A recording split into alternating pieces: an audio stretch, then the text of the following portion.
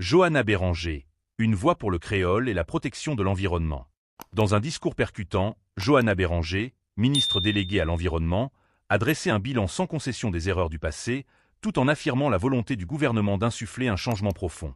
Deux axes majeurs ont marqué son intervention: la reconnaissance du créole dans les débats parlementaires et la nécessité impérieuse de protéger l'environnement.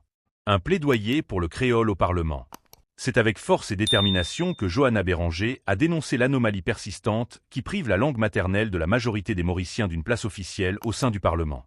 Actuellement, l'anglais demeure la langue officielle des débats parlementaires, tandis que le français est toléré, mais l'usage du créole y est toujours absent. Une incohérence flagrante, selon la ministre, qui rappelle que cette langue est le ciment culturel de la nation et le principal vecteur de communication de la population. Paraît qui n'a rien péa amp qui crie le Maurisien trouf sopla dan ban débat parlementé.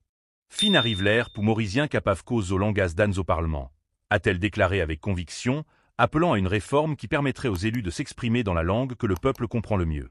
Son intervention résonne dans un contexte où de plus en plus de voix s'élèvent pour revendiquer une démocratisation accrue des institutions.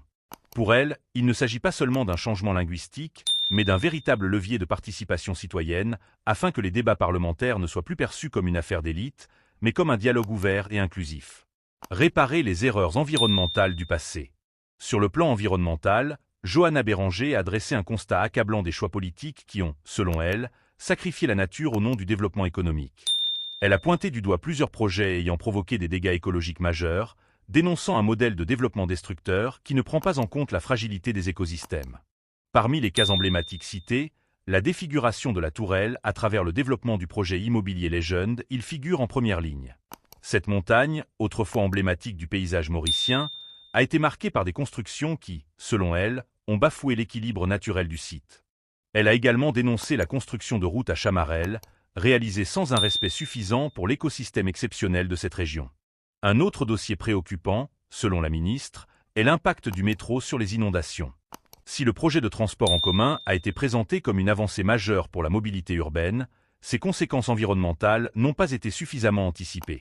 Nous voyons aujourd'hui les effets de décisions prises sans une véritable étude d'impact à long terme, a-t-elle affirmé. Elle a également alerté sur les menaces pesant sur les zones humides de l'île, des écosystèmes essentiels à la régulation de l'eau et à la biodiversité. Des régions comme Belle-Ombre et Baille-du-Tombeau subissent la pression croissante des projets immobiliers qui privilégient une logique de rentabilité immédiate au détriment de la préservation naturelle.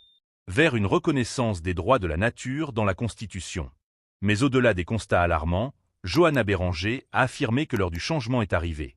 Selon elle, le gouvernement actuel entend faire de la protection de l'environnement